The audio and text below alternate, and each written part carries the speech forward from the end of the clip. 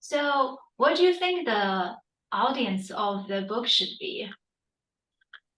I think the audience of the book really hits on a mother or father who wants to have a little bit more control to build a home game plan for their young child.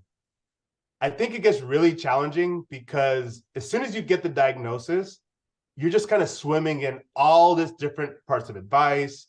Facebook's telling you one thing, the internet's telling you another thing. And it's hard to have an objective person that can just listen first and foremost, and then with you develop a plan that is backed by some sort of science, and then also simple enough that the family can rally behind. And so I think I'm a big fan of just slowing things down so that people feel more control on how they want to help their kid. Can you talk about the journey? What got your thinking process to focus only on children younger than 5?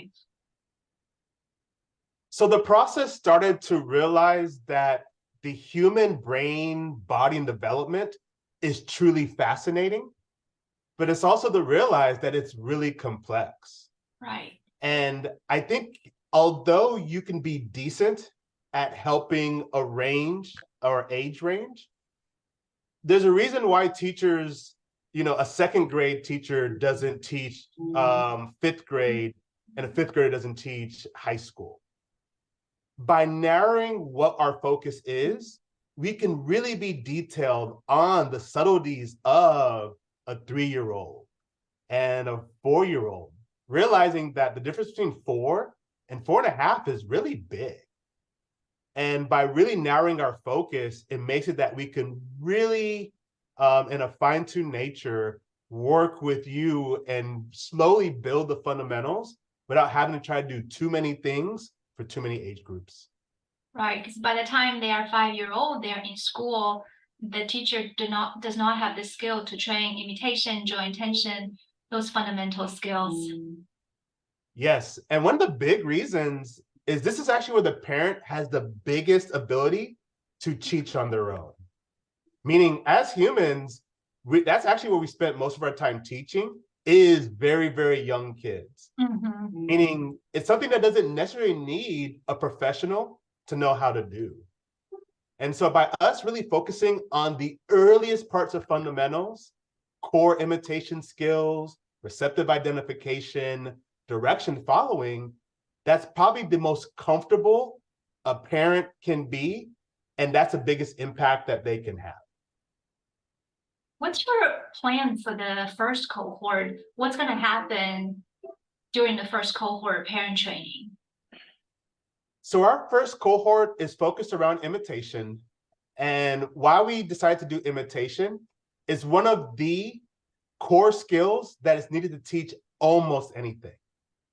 And so because it's such a core skill, we want to take a group of parents and really take all the kind of the mystery away of how to teach this essential skill to their own child, and then doing it in a way that's fun and not clinical.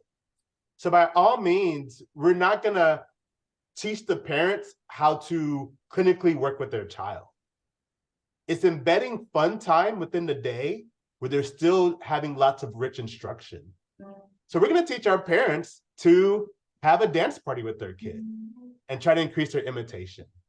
Or if their parent really has a strength in yoga, for instance, it's finding the strengths of the parent and then using that strength to find ways to interact and teach imitation with the child.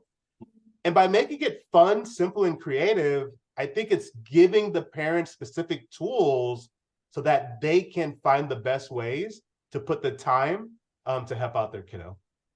And I saw that in your flyer, you mentioned you will ask parents to submit that video and then you will kind of provide a critique. That's something that's pretty new. Can you speak something about that part?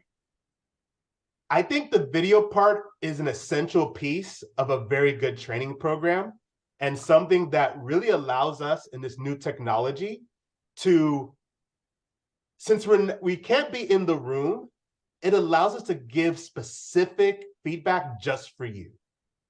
So although imitation is general, it's really how can we teach your child imitation in the simplest way possible?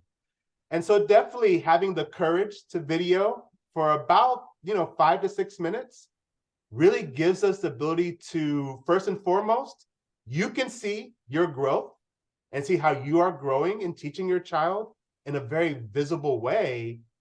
And we can really give a good, simple analysis so that we can give specific advice that gets motivation moving forward, and a little bit more standardized in how the child is being helped.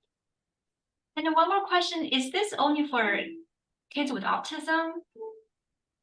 So autism is definitely one of the bigger disabilities, but by all means, we work with essentially any child that is 4 and younger, because we are just focused on the early parts of childhood development. So even if your child does not have a diagnosis, that's perfectly fine. Our job is not to diagnose.